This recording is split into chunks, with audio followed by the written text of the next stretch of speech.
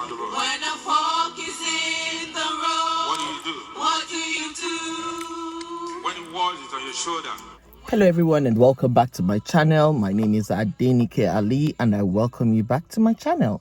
If this is your first time here, welcome and welcome again. And to my old family members, my Alli fam, welcome back. Welcome back. Welcome back. Welcome once again. On this channel, we talk about faith, family, and lifestyle. So welcome once again. I just came back from church, right? And the rendition, the song that we ministered today really means a lot to me. And it talks about, and I'm going to put a few clips here and there. And it talks about just having faith when you are at the fork and you don't know if to make a left or to make a right. What do? Do you just remain trusting God? Do you just remain having faith in Him? Or do you turn a different way? When your back is hit against that wall, what do you do? Where do you turn? And this just brings me to a story, a true life story of a couple. I've meant to do this, but I think this song just like resonates that story now. And it's about a couple, right? So they got married and got pregnant almost immediately. God did it. Unfortunately, 6 weeks into the pregnancy, there was a miscarriage. 6 months after, God did it again. Another pregnancy. But 6 weeks after that second pregnancy, they lost it. They lost the baby. And what the medical people termed it was a blighted ovum, and they had to evacuate the fetus. 2 pregnancies immediately after they got married. So I think they termed that as during fertilization an error occurred, and that was what caused the miscarriage. When they did the scan, right, it showed that the sac where the baby was forming in was shapeless, and there was no heartbeat. Shapeless and no heartbeat. But they only found out about this probably when she started bleeding. And as God would have it, 4 months after the loss of the second pregnancy, they got pregnant again. This lady was very, very fertile. And as God would have it, this time around, she carried the pregnancy to term. No issues, no miscarriage, nothing whatsoever. Everything was good, or so we thought. So 40 weeks into this third pregnancy, there was no signs of labor. No, nothing. 40 weeks, mind you. So she was told to drink some castor oil. This happened in Nigeria. So she was told to drink some castor oil to induce labor and do some exercises in order to quicken the labor process. And they pumped water into the cervix. They pumped water into the cervix in order to bring the cervix down. So, but while the doctor was putting this catheter in, she dilated. Oh, no. Her water broke. But they were, the medical team thought it was the water that they were pumping into her that was gushing out again. This was done on a Thursday. So Friday, Saturday, no signs of labor.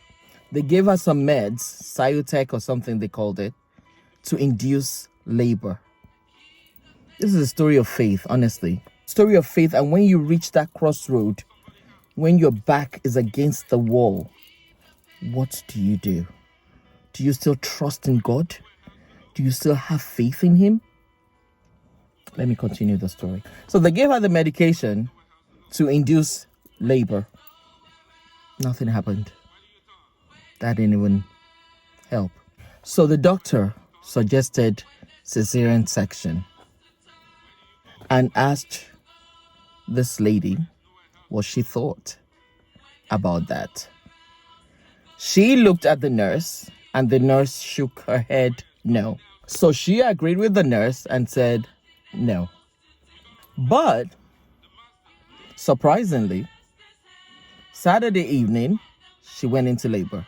That was Saturday evening, but nothing happened. So by Sunday, in some hospitals, she said it's like, it's a day off. Not many medical personnel is usually available. But this was a government-owned hospital.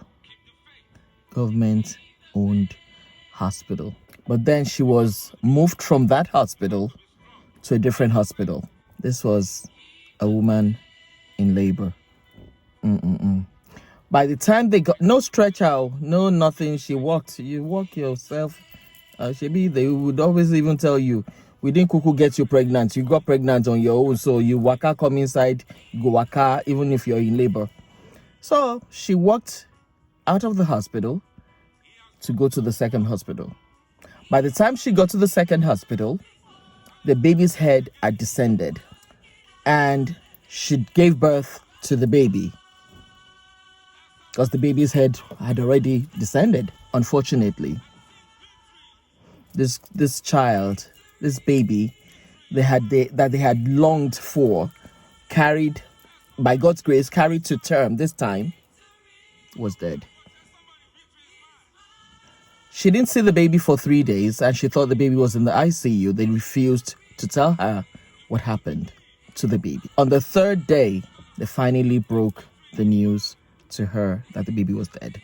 She cried her eyes out, but with faith in God and trusting God wholeheartedly, she left everything in God's hands. So her in-laws, right, asked her what happened. And she told them.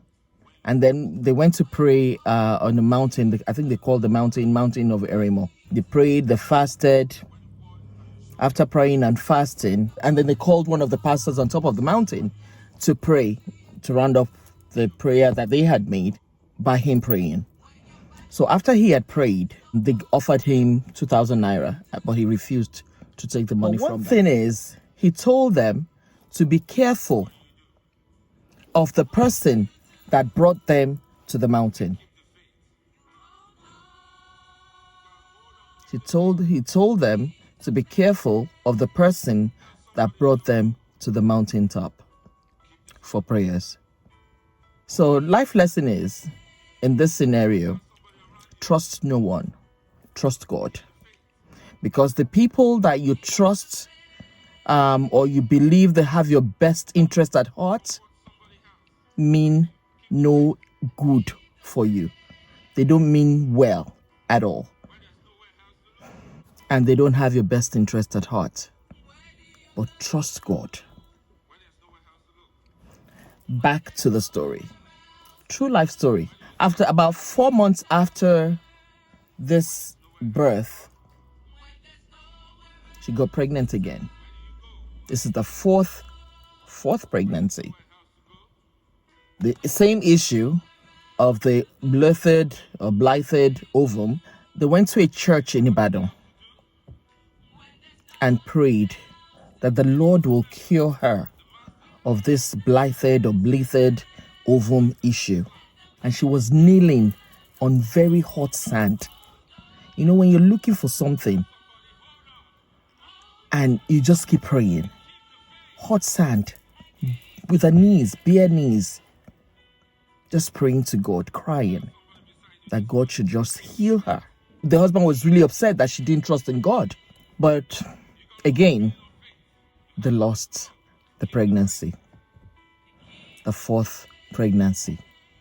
So after this fourth loss, they didn't get pregnant again. But after the fourth loss, right, they now decided to go to one of the best and renowned hospitals in Lagos. They met with a specialist there who told them to run a series of tests, which they did.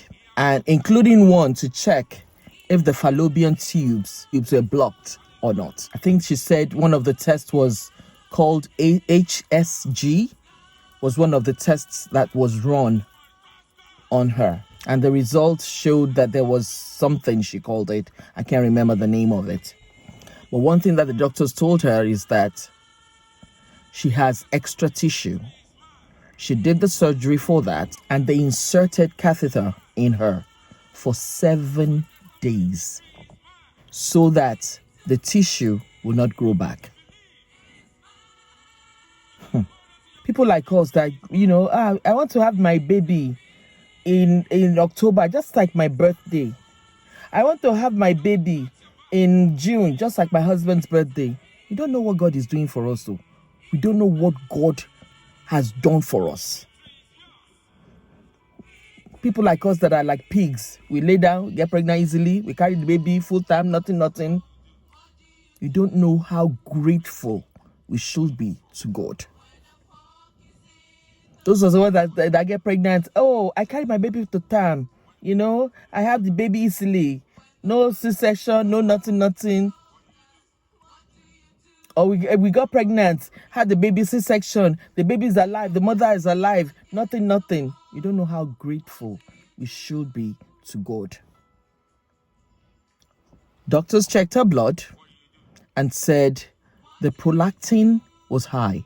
People in medical industry, medical team, medical field, when I sabi all these terms, people in the medical field will know all these terms. They said prolactin is high, but progesterone is low. So she was told she will be injected with progesterone to increase it and decrease the prolactin in her body. She also had to do scans to find out when her eggs are quick to fertilize during her ovulation period. What women go through. And all these tests, they're not cheap. They don't come cheap. These tests are expensive. So which means that if you can't afford it, you can't get it. And there's no way to rectify or remedy these health issues or all these problems of losing either the babies to miscarriage or losing them at birth. So I think this is enough this week. I'll start the next part of the story, of this true life story, in my next video. Thank you so very much for watching. I leave it with love, peace, and joy always. If you have not subscribed yet, please find it in your heart to like, share, comment, and subscribe to my channel. If you've experienced this kind of thing before or know anyone that has experienced it, let me know. Put it in the comment section. Let's talk about it. Like I said, let's just have faith in God. Let's trust him all the way. Even when the storms of life, storms of health issues, whatever storm it might be, we're going through it. Let's trust in him wholeheartedly. That's all I have for you today. Thank you so very much for watching. I leave with love, peace, and joy always. Bye.